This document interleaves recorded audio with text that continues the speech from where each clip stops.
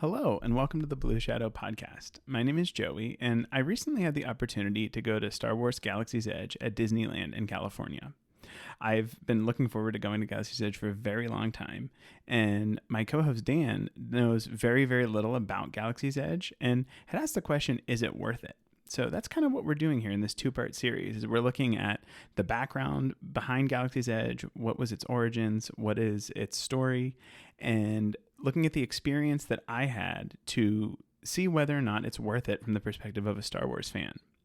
This series is going to be two parts. The first part is going to cover the origins of Galaxy's Edge and the story, as well as the what we're calling the air quotes free stuff, the stuff that you can do with just having a ticket to the theme park. So part one is going to be that. Part two is going to be the paid stuff and looking at some of the financial costs associated with this. But with that, please enjoy part one, in which we detail the origins of Galaxy's Edge and the stuff that you can do around the park. Thank you so much, and we hope you enjoy. Hello, and welcome to the Blue Shadow Podcast. My name is Joey. I am Dan. And today we have a special episode that we're really excited about. So my wife and I just got back from a trip to California where we, one of the days, got to go to Disneyland, which means that I got to, for the very first time, experience Galaxy's Edge. Oh my God, Dan. So when Joey first told me he was going to California, and the first question was, are you going to Disneyland? Yes. Galaxy's Edge? Yes. So we talked about it a lot leading up to it, but we've specifically refrained from talking about it. Since I got back. I feel like a bad friend because I didn't ask you, how was your trip? But knowing you were going to... We talked about all the other stuff I did. Yeah. We didn't talk about this, though. Yes. We did this because Dan does not know much about Galaxy's Edge at all. No. Last time I went to Disney twice. When I was 3 turning 4 and 4 turning 5. Or maybe 4 turning 5, 5 turning 6. That's a high concentration of Disney in one time. And then never go again. Yeah. Well, the goal here is to tell Dan about the park, tell him about the story of the park and the goal of it. And then I have put together pictures that are a combination of both my pictures that I've taken, my wife's pictures, and some pictures from the internet, which I will cite. So if you're watching the video version of this, there's going to be a lot of pictures. If you're not watching the video version, maybe consider heading over to the YouTube channel because it'll be much more enjoyable because there's lots of pictures that we're going to be talking about. We will describe for audio what we're looking at. But the goal here is to inform Dan on what the park was like, what my experiences was, how much our experience cost. We want to be transparent about the price of going to Galaxy's Edge. Yes. And, does Dan think it's worth it, having not gone? And do I think it's worth it, having gone and experienced it all? And again, we work together. We spent a whole work week not talking about this. So intentionally, it was hard. I'm incredibly excited about this. So with that, I want to talk about the structure of the episode. I'm going to give an about Galaxy's Edge, the origins of it, the story, and all of that. And then we're going to talk about what we think about the concept. Then we're going to talk about my visit and the execution of Galaxy's Edge. We're going to break it down into the free stuff. I say free because you do have to pay to get in the park. Fair. Which we'll talk about. And then there's the paid stuff, the stuff that you can't really access without having paid extra money. We're then going to talk about, is it worth it? And then what's next for Galaxy's Edge potentially? Do we have any ideas for what they could do to improve it? All the thoughts and stuff. So with that, we're going to launch into about Galaxy's Edge. So in 2014, they decided that they're going to make a Star Wars theme park. And this that's on the screen is a concept called Force World. This is not official Disney or anything, but this is a concept that someone had where it's like, oh, there's Endor over here, there's Hoth over here. You can clearly tell this is updated because it goes all the way through The Rise of Skywalker. Yeah. But what I wanted to point out is that this is kind of the original idea that they had. And then they kind of stopped it and said, what if we did something different? And that's where the idea for Galaxy's Edge came up. And the goal of Galaxy's Edge, and this is a quote from Scott Trowbridge, who is the senior creative leader of the Galaxy's Edge project for Disney Imagineering. He said, our intent is to make it feel as if you just walked into one of the movies. Bringing Star Wars to life in the physical world gives us the opportunity to play with a whole bunch of things that we've never done before, to really engage all the senses. What does that street feel like? What does the animal smell like? What does the blue milk taste like? I did not smell any animals, but that's neither here nor there. Like, intentionally? No, I don't think there were animal scents. There wasn't a bantha? There was not a bantha, but there are things that we will discuss. But I think this is really telling you. They want you to feel like you are in Star Wars. Yes. You are walking on a street that your favorite character could walk on. That's sweet. And you are living the life your character can walk on. You're buying the merchandise, eating the food, doing all the stuff that a character in Star Wars could do. Mm-hmm. And that is for me, what I think here is like the most unique part of Galaxy's Edge, is that it's fully immersive. We'll talk about that. But about Galaxy's Edge, this was announced on August 15th, 2015. Construction began on April 14th, 2016.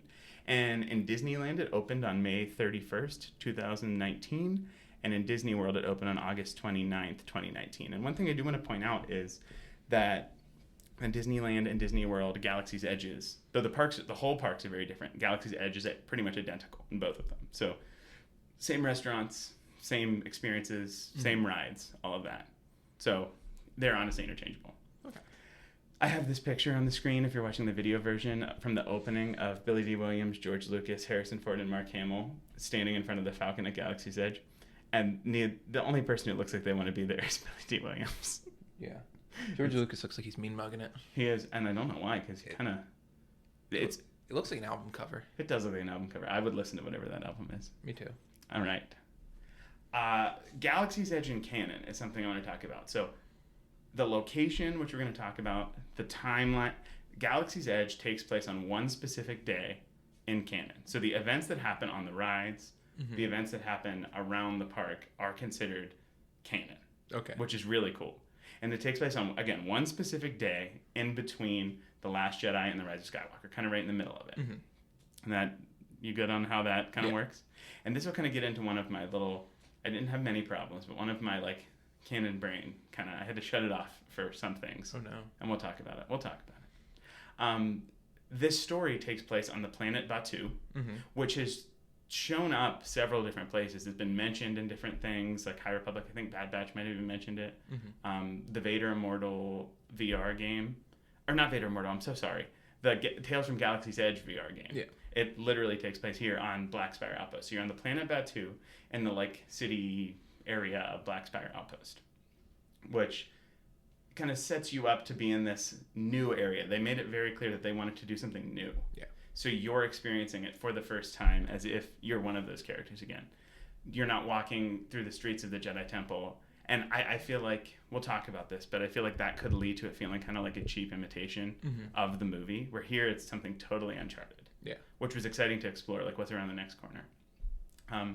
There is a story. I have taken from the Disneyland website, or Disney Parks website, the story. And I'm going to read it just in case you're unfamiliar with it. And again, if you are familiar with Galaxy's Edge and just want to see what we thought or what we think of the park and stuff, feel free to skip this whole introduction stuff. But I do, because Dan's not as familiar, want to give the story. So the story here is Batuu's largest village is a settlement known as Black Spire Outpost, which has become a thriving destination for those who would prefer to go about their business unnoticed. Scoundrels, rogues, smugglers, and recently, people who whisper in the woods about sightings of individuals associated with the Resistance. News of the Resistance has drawn the attention of the First Order, eager to stomp out any remaining flickers of opposition in their absolute control. Amid this brewing conflict, an exotic outpost sits surrounded by a beautiful landscape dominated by the petrified remains of towering ancient trees, from which Black Spire Outpost draws its name. The modern village was built on the remains of crumbling structures erected by a long extinct civilization.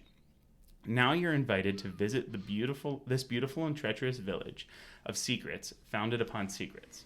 Drop by the local cantina to sample the indigenous beverages and curious concoctions, chat with the locals, and meet travelers from across the galaxy. Wander a street market filled with rare and unusual artifacts, and more than a few hidden treasures. When you're ready for more adventure, opportunities abound. Answer the call from local businessman Hondo Onaka to deliver hard-to-find items to a particular clientele aboard a ship in his employ, the famous Millennium Falcon. After your flight, join up with the Resistance on a secret mission that may find you trapped deep inside the belly of an imposing First Order Star Destroyer. Cool. So what do you think of that story, that setup for this experience? I feel like they pulled it from an animated show. It does sound like, the whole arrangement feels like a Clone Wars episode. Yeah, I was thinking Rebels, but yeah. It's same Yes, maybe a little more narratively coherent Rebels. What do you think of the era? I like it. Because it gives them the freedom to do whatever they want. They did it in their era. It'd be a little weird doing it like the prequel era. Mm-hmm. Original trilogy, you can maybe get away with it. You could only do probably Endor. Yeah, and that's Forest Moon of Endor. That's where they said they wanted to do something like this because it's like you would to do like an original story in the Clone Wars, they'd have to really like stretch it. And I feel like the environments from the originals and sequels are more simple, where we've got like Felucia, which would be kind of insane to pull off. So I, as a massive sequels fan, if you've never listened to us before, I love the sequels. Rise of Skywalker is my favorite movie. I say it on pretty much every episode, I feel like, which I really got to. I got to stop, I feel like. But it just needs to be the thumbnail. It should be. We'd probably get hate mail if people saw that. But anyway, it's wonderful. I love Rise of Skywalker, love the sequel. So this was really exciting to me. And I'm not going to lie, when they first announced this, I was a little disappointed. I didn't always have this immense love for the sequels. I was like, why can't I go, see Coruscant or something like that? Yeah. My thoughts on that have changed both after being there and based on my love of the sequels. Mm-hmm. So even there's a lot here that even a non-sequel enjoyer would like. Yeah. For example, like everyone I feel like you can't say everyone likes, but I feel like a lot of people really like Kylo Ren. Mm-hmm. He's there. A lot of people like the Falcon. Regardless of the sequels, this kind of removes that and just creates this microcosm of all the cool stuff you would want from Star Wars. Mm-hmm. So with that, I kind of did want to get your thoughts on like the concept before visiting. So I'm not going to share much in this section about like what I think from the park. I'm going to try and put myself back before I went, and I want to hear what you think of this whole concept. Okay, I think it's a really interesting concept. There's a lot of different things they can do, and kind of like what we briefly touched on, they can do pretty much anything they want to do. Mm-hmm. They can curate the story to be a good guest experience, because at the end of the day, it's about making the park money, and Disney is really big. At least the Disney parks are guest experience. Mm-hmm. They're gonna do whatever they can to make the guest experience good, get people to talk about it, to get people to come back. And that's it, the comeback. I'm so happy you said that, because I feel like if it was this little like tour of the galaxy, Force World, like I showed on the screen, where it's like, oh, there's a little bit of Endor, there's a little bit of Hoth, you might not feel as like immersed. You may feel like you're just walking through, like going through the motions. It's like a museum almost. Yes, that's a great way of putting it. For me, like I said, I was not sold on this idea. I was not sold on the era. I was just kind of like, this is weird. Why are they doing this? And like when it first came out, they said like all the employees are gonna kind of talk in universe, and I was like, I don't know if I'm gonna do this like role play thing. And we're not gonna talk about that too much, maybe a little bit, but like, it was not as intimidating as you'd think. Okay. We'll talk about it a little bit. It was really, they made it very natural to kind of like get into it a little bit, and I'll talk about that. But with that, do you have any other thoughts on like the pre-visit? Do you want to see it? Like, the Star Wars fan in me, of course, wants to see it. Mm-hmm. And again, I know Disney's not going to put out a poor product, especially in their parks. That's just not who they are. Because, I mean, a lot of times Star Wars fans, ourselves included, really intertwine Disney and Star Wars, and we often criticize Disney for what they're, quote, doing to Star Wars. Mm-hmm. The Disney... The Disneyfication of Star Wars. People have said Disney's ruined Star Wars. False. Wrong. Disney has added an element to Star Wars that just wasn't there before. Mm-hmm. And there aren't better things they could be doing to Star Wars. There are worse things they can be doing to Star Wars. Everything has a good and bad. But again, Disney, there to make money, guest experience through the roof. They're not going to put out a product that's going to be bad. Mm-hmm. So whether I like the sequels or not, I know whatever Galaxy's Edge is going to be pretty good. Mm-hmm. Visually appealing. The attractions are going to be good attractions. Mm-hmm. Whether it's in the timeline I'd want, I don't know. I don't mind the sequels. So I think it would be fun. Good. I'm glad to hear you say that. I do want to draw a comparison. At Disneyland, not at Disney World because of all the rights and stuff, but at Disneyland was Marvel's Avengers Campus. Mm-hmm. Kind of what we were describing. There's the Tower of Terror. It's kind of like a Guardians thing. There's a Pym-themed restaurant. The Tower of Terror changed? Yeah, it's all Guardians themed now. No. I didn't ride it, but I don't love theme parks rides. But we'll talk about that later. But there's Avengers Campus. It's kind of this. There's like a little stage for a Doctor Strange show. That's going away. What? Yeah. Oh, well, I got to see a little bit of it. I didn't pay too much attention. But my point with this is, it's just this hodgepodge. Mm-hmm. And we'll talk about it at the end, but I didn't love it. Mm-hmm. I felt thoroughly underwhelmed by Avengers Campus. And the attention to detail and the effort put into Galaxy's Edge, I think, made it truly special. But with that, I want to talk about my visit to Galaxy's Edge. And I have here, again, a lot of pictures. We're going to describe them on audio. But we are, as we've mentioned before, based in Pennsylvania. So the fact that I ended up at Disneyland in California before Disney World in Orlando is kind of wild. Mm-hmm. But I would have put money on going to Disney World first. But yes. Things happen.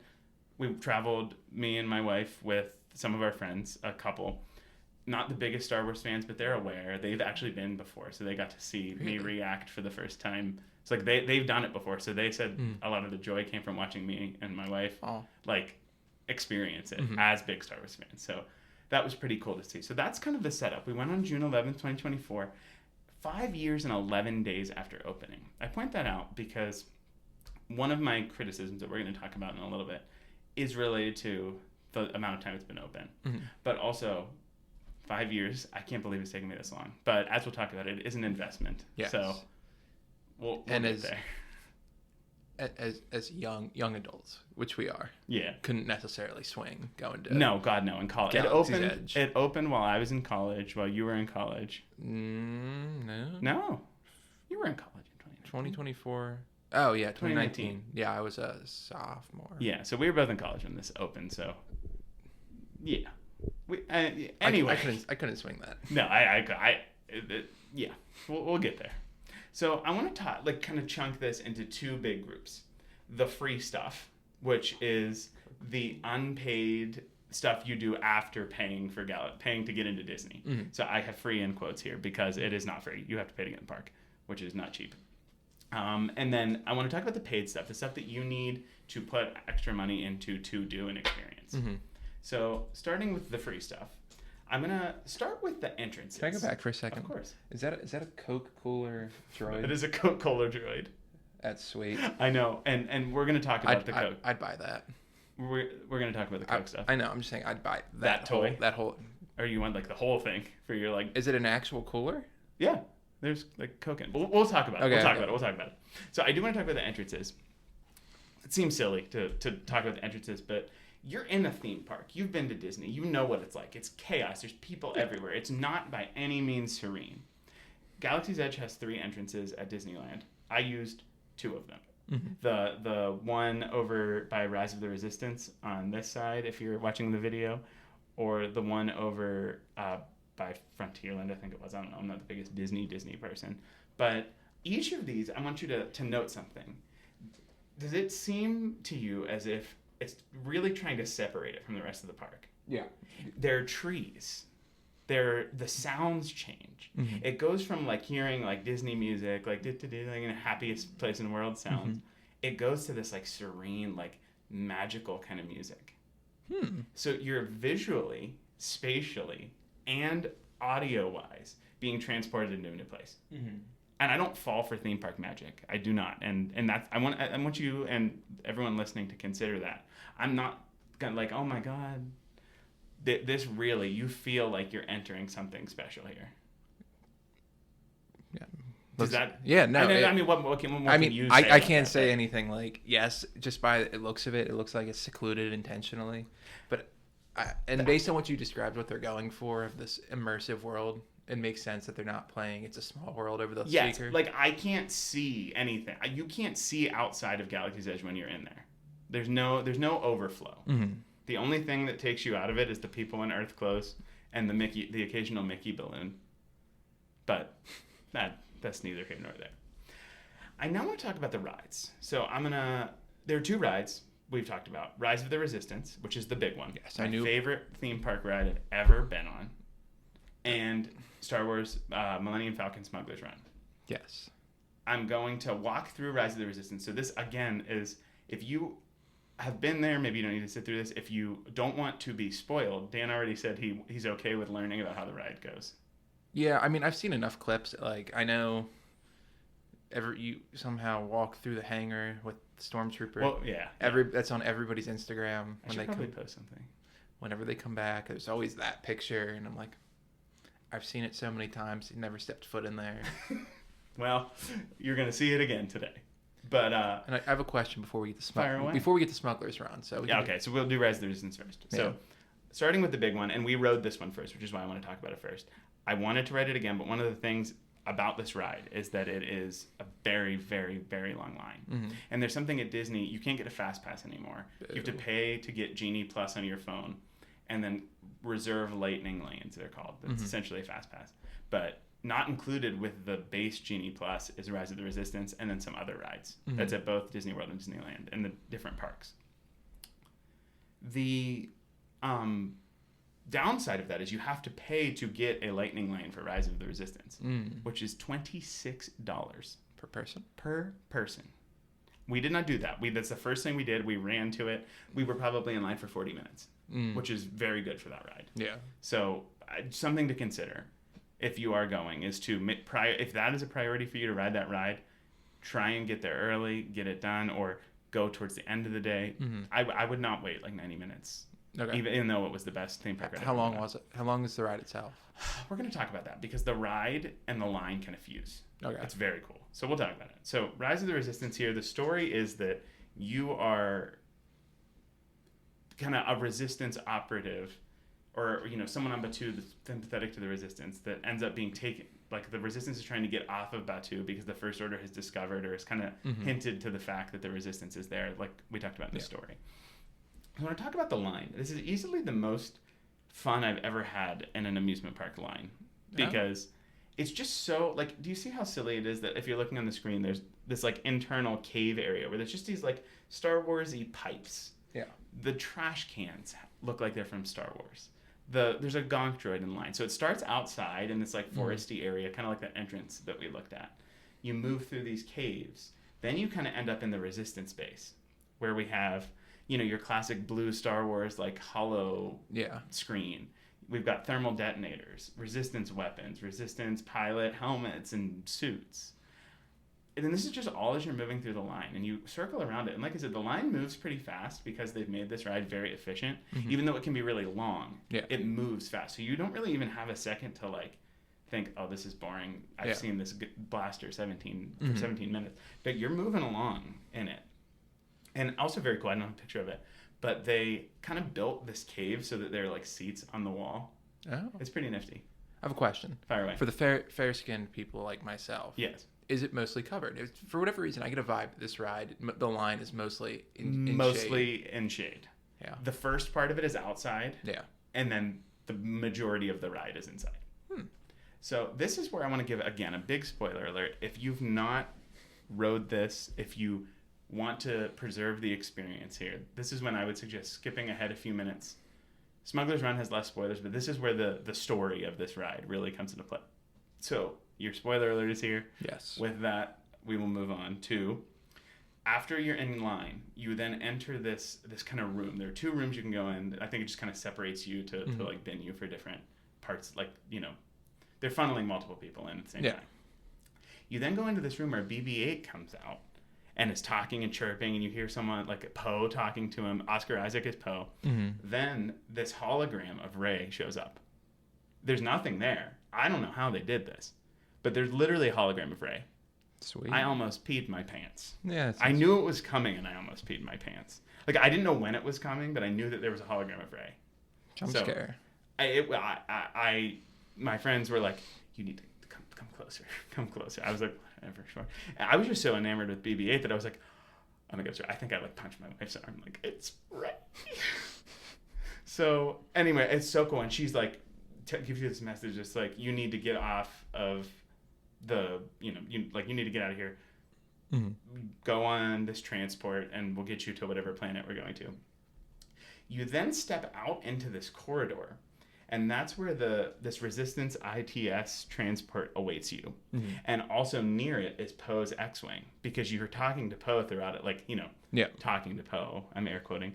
But you walk onto this transport, and like BB-8's still moving and beeping and everything. It's so cool. And then you get into the ship, and there's this Mon Cala. The character is Captain Beck.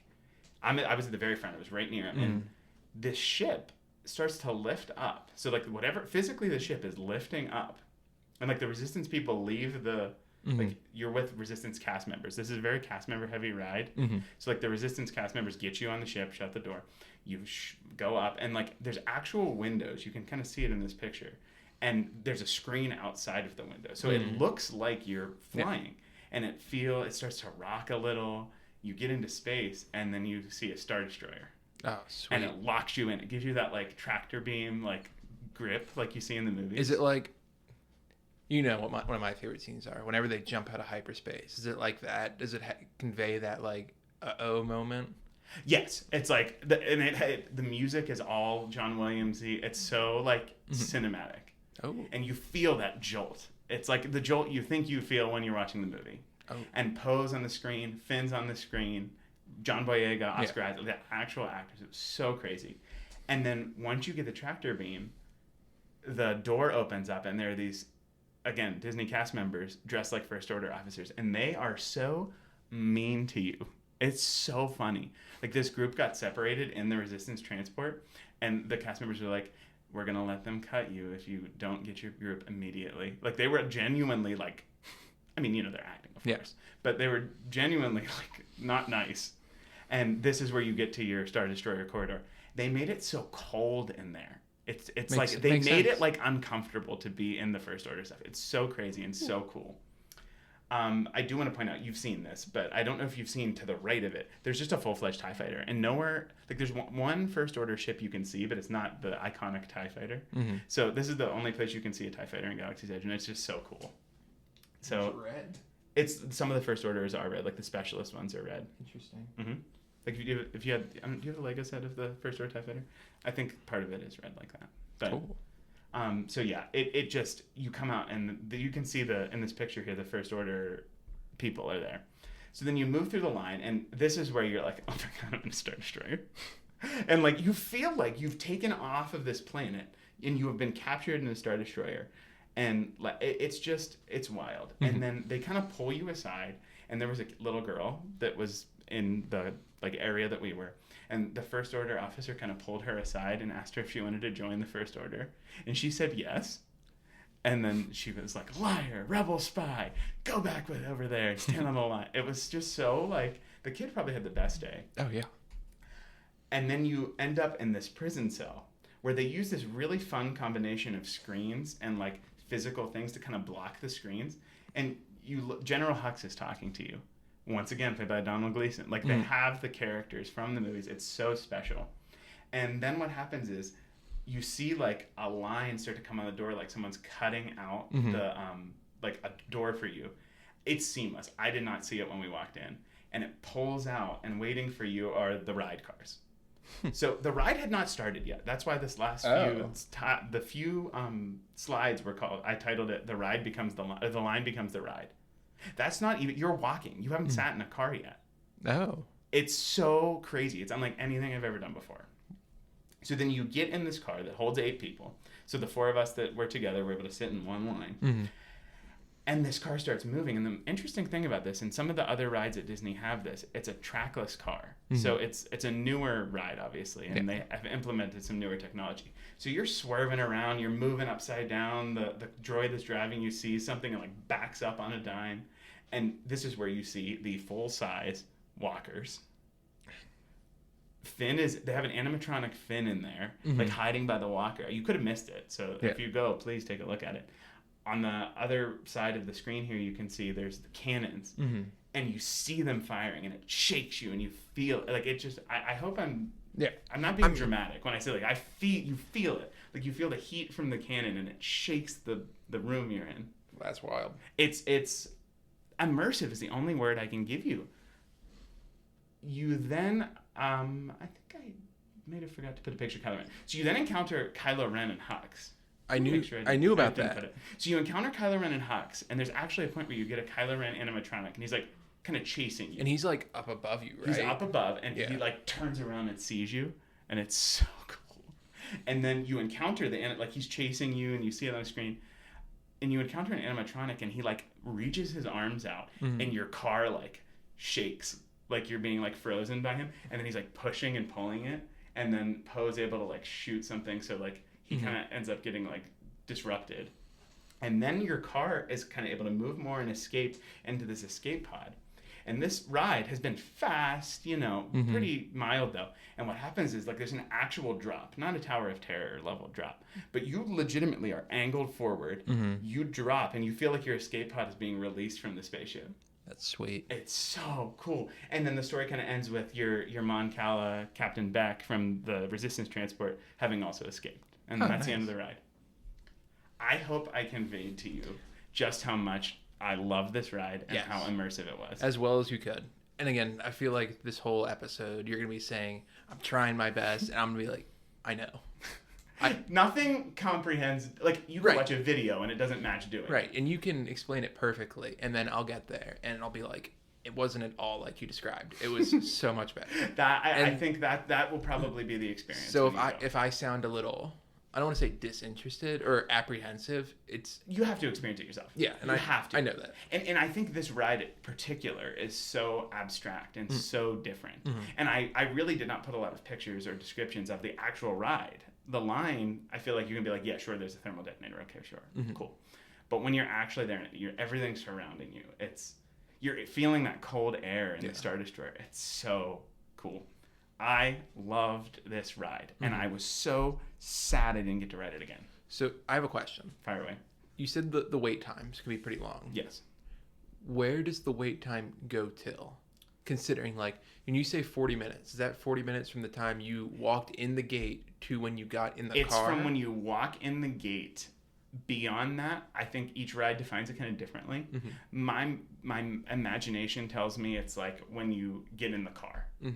And this ride is really unique in the sense that you're not like, get on the car, get off the car. But I think it would probably maybe be until the Rey hologram potentially, or which is then like the initiation of getting on the ship. Yeah.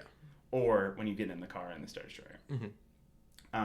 One thing I do want to find out is you obviously don't see the Star Destroyer because you have gone into space. So there's like a whole building that you don't even see where the Rise of the Resistance ride happens. Yeah. Like the Star Destroyer part of it. So cool. So cool. But yeah, no, the lines were wild. It can go up to 90 minutes, 120 minutes. Like, and I'm like, there's so much more we're going to talk about to be experienced that it's like. Now I have a question. Okay. And if I'm jumping the gun, just say something. Oh, sorry, just noticed we're both wearing Star Wars shirts. May the Force be with you. And with your spirit. This comes down to the value. Looking back, would you have paid for a lightning lane to do it again? Or is that jumping the gun? Okay, no, it's not. Looking back, I would have paid for a lightning lane I wish I paid for a lightning lane to do it again. My wife would probably disagree because $26 is absurd. Yes. Essentially the price of Genie Plus for every other ride, for one ride, is ludicrous. Yeah. But my friend that we went with is a big Cars fan, and the other ride there that's exclusive to Disneyland, unlike Rise of the Resistance, is called Radiator Spring Racers, and you like get in a car and it kind of takes you pretty fast to like the Radiator Springs like canyon area. The ride was consistently 120 minutes, 120 minutes, 120 minutes. And at the end of the day, he was like, we have to do this. That one was $19. Yeah. But he was like, we have to do this because I don't know when I'm going to come back to Disneyland. We have to do it. So that's a situation that I imagine people are in and could be in very often. So then how long, after paying for the lightning lane, how long was your wait? It depends on when you do it. So like they have X lightning lane slots. And then once they're filled, you can't buy it. But they don't fill the ones you can buy because not enough people are buying it. Yeah. But it gives you a distinct time. I think it depends, obviously, though. But you then can go piddle around the park and then come back at your time. I'm not sure exactly. And then were you able to walk right on? Yeah, well, not walk right on, but there's a much shorter lightning lane line. And then would they like check your time once you get into you the have line, to scan, or do you have your armband? I didn't have a magic band. You could use a magic band. I scanned on my phone. It had like a barcode. Yeah. You just stick it in and slide it for everyone in your group.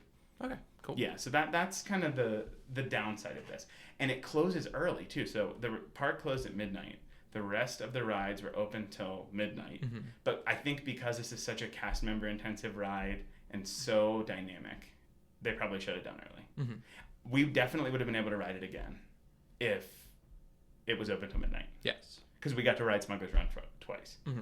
But we'll talk about that next. Because after Rise of the Resistance, the next ride in Galaxy's Edge is Smuggler's Run. Yes. This one is much less complex. Mm-hmm. Very fun. You're a lot more in control, which is really unique. This is my question. You want to ask now? Explain the setup, and then I'll ask my question. Okay, so this is what you see. You talk about the Star Destroyer with all the stormtroopers. Mm-hmm. If you're not seeing that from Galaxy's Edge, you're seeing something with this Falcon. Yes. I cannot describe to you the scale of this Falcon. It's what you imagine in your mind when you're a kid and you say, well, I'm going to see the Millennium Falcon. It is enormous. Do you think it was like a 1-to-1? It is 1-to-1, 150%. Nice. I almost cried. I'm not even like lying to you. It was just like, this is fake. This is fake. Like, I know this isn't real. Mm-hmm. But then it's like, it's sitting in front of you like it's like your car in your driveway. Yeah. It's just so special, the feeling you get when, as a Star Wars fan, to see it. Again, whatever Star Wars you like, it doesn't matter. You're still going to find the Falcon cool. Mm-hmm. It was so special. And to the left of it, if you're looking on the screen here, you can see this kind of building where like the title is, or right here. And that is where you enter. Mm-hmm. So we did a lightning lane for this. So there are actually two different kind of areas in the line that give you different views of the Falcon. So the lightning lane entrance gets you kind of right underneath it. Mm-hmm. And that's like your unique view there. And you can see they have the blue exhaust. Yeah. It's just so cool. So this is a free light. This is the lightning lane that I paid for in the Genie Plus subscription. Yes, or service. That's what I meant. I did not have to pay for individual lightning lane for this, which is nice. Mm-hmm. Then like the standby queue or like the normal line, you get these different views. You get a window above it or this side view. So they really take great lengths to get around the Falcon and show you the whole beauty of this thing. They didn't like skimp on one side. It's not half of it. It's not like a Christmas tree. No, it's true to form the Falcon. And I do want to point out, you don't actually get into that Falcon, but they make you feel like you do. Yeah. And off air, we can talk about how exactly that works. It's crazy. I looked it up. But the line after you do that kind of unites here. You have this cool like ship area. Now, what I was disappointed about was there's a Hondo animatronic. Mm-hmm. He moves. It's fantastic. Have you seen it? Yes. Okay. It was down, or it wasn't there. He was on a TV. Oh. It was a little sad, but nevertheless, you're still just swept up in the Hondo's talking to me. It's like, he runs this, what he refers to as totally legitimate, it's Onaka Transportation Solutions. You're essentially tasked with stealing coaxium from the First Order. And the reason the Falcon is there is the Resistance clearly has a presence here. The Falcon, Chewie has essentially struck a deal with Hondo where he can use the Falcon to get the coaxium if the Resistance can split it. Mm-hmm. So that's why the Falcon's there. And I saw when I explained the Falcon, you kind of like gave me like an eye. That's why they're there. That's fair. Is it a little like, yeah, sure, the Falcon's here so you can see it. Absolutely. Does it matter when you're sitting there staring at it and flying it? Mm-hmm. Not at all. So you do that. Hondo talks to you. Then you go into you get assigned a role, essentially. We'll talk about the roles in just a second. But you then board the Falcon. And what's cool about this is there are some other groups with you in here. Mm-hmm. So probably 2 to 3 maximum groups total, including you. So you have a second to explore. You can press some buttons. You can sit at the Dejarik table.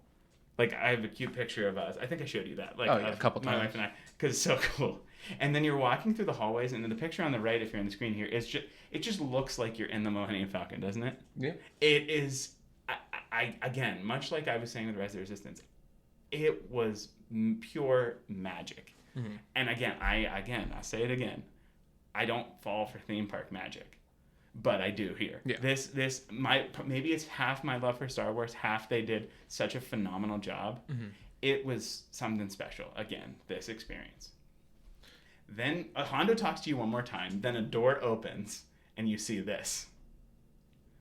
So there are technically 6 seats. There are 3 different jobs, 2 people for each job. But I was really excited about the fact that they seem to be very comfortable with sending people in your group. Mm-hmm. Like they try to fit, like we had 4 people, like I said. We never had another 2 people with us, Yeah. which means that we didn't have someone doing the engineer job.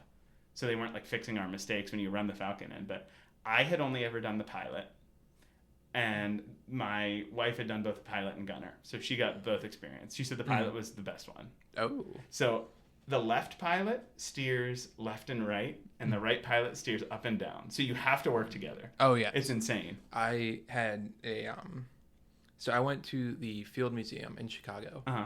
In the Field Museum in Chicago, they have a German U-boat. Oh, wow. Just you know, much like how the Science Center has Yeah. one. Well, there's this. It's in not in water.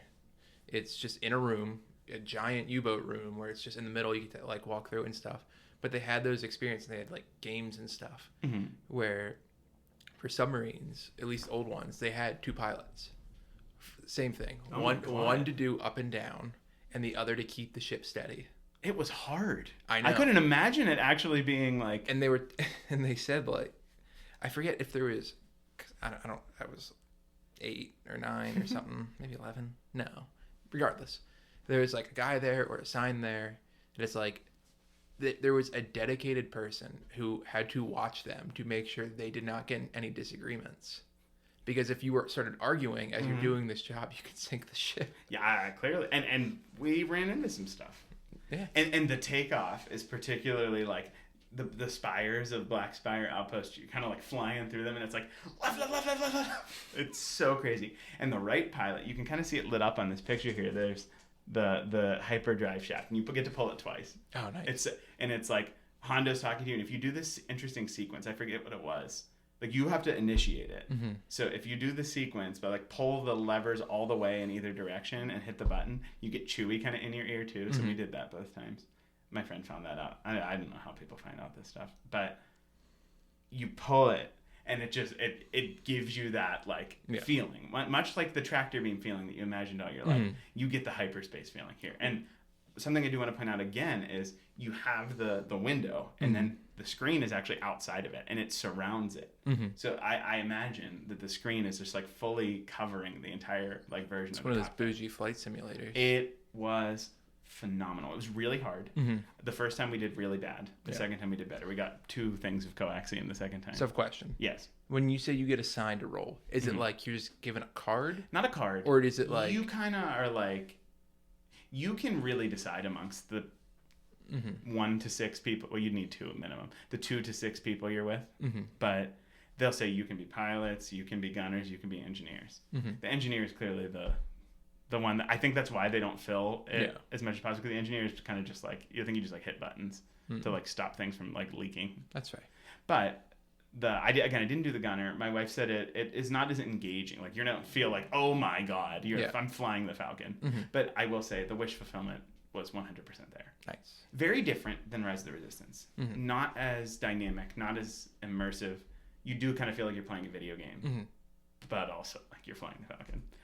So this is kind of like a picture I took if you're looking at the video version, and it just kind of shows like a different environment outside of the window, what the cockpit looks like when you're like, it's not like a pristine picture. And then like there's this little screen where Hondo even comes and talks to you in the ride. That's cool. It's so cool. And like they give you a score and everything. I don't think we did particularly well, but nifty nonetheless.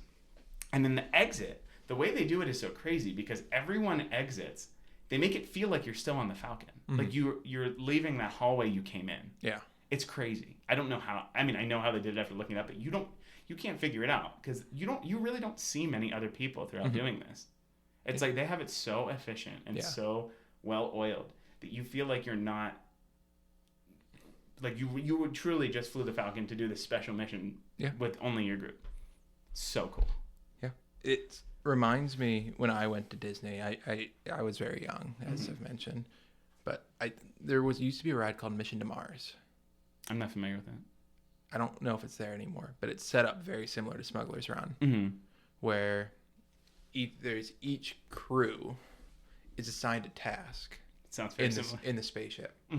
Except we were all sitting in a line, but there was like pilot, engineer, all this stuff that you had to do, and everybody had a task to see if you guys would survive. We did not. We did not. We had a kid who threw up. Oh dear God! Well, you probably didn't survive.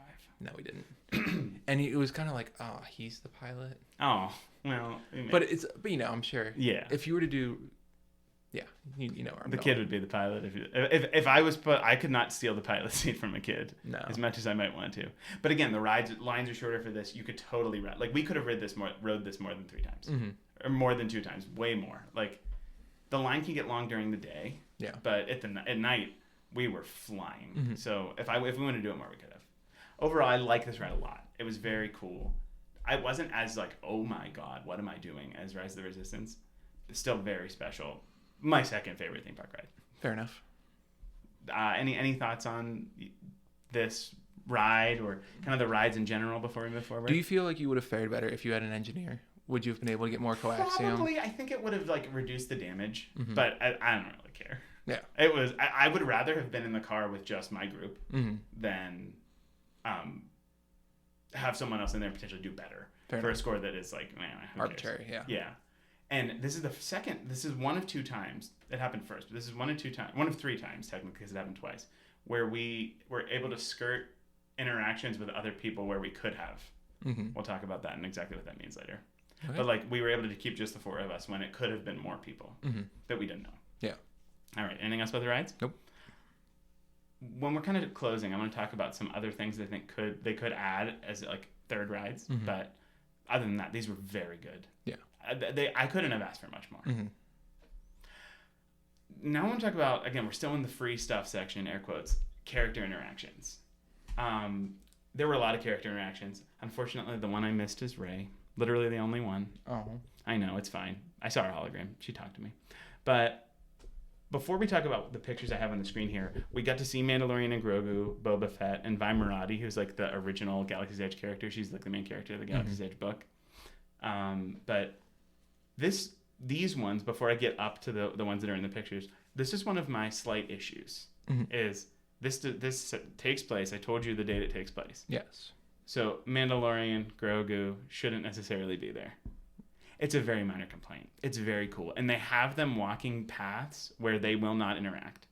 So it's like you're not going to see a First Order Stormtrooper and Grogu together. No. They are very careful about that.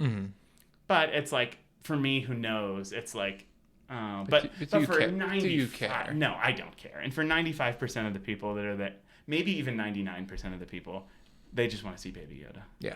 So that's like one of my only minor gripes. Is there, as The Mandalorian progressed, we saw him grow. So what is he? Is he like in the satchel? He's in the satchel. Okay. And like little Grogu, like, and it's kind of funny. I've cropped them out of these pictures here, but they have they're not at a fixed spot. They just wander around. So that's why I couldn't see Rey, because maybe I could have figured out when she was coming, but I didn't necessarily know where she was. But I'm sure you could have asked. I didn't. Yes. I didn't prioritize character interactions. But they have these little handlers with them to make sure you don't get too handsy with the characters. But on the screen here, we have R2-D2, Kylo Ren, and Chewie. The one I really want to talk about is Kylo Ren, because this is, I think, I had one of the best experiences you could have with a character. I was just pulling my phone to take a picture of Kylo Ren, and if you're looking at the screen here, he's literally pointing at me. So I got interrogated by Kylo Ren, asking me what I was doing on my datapad.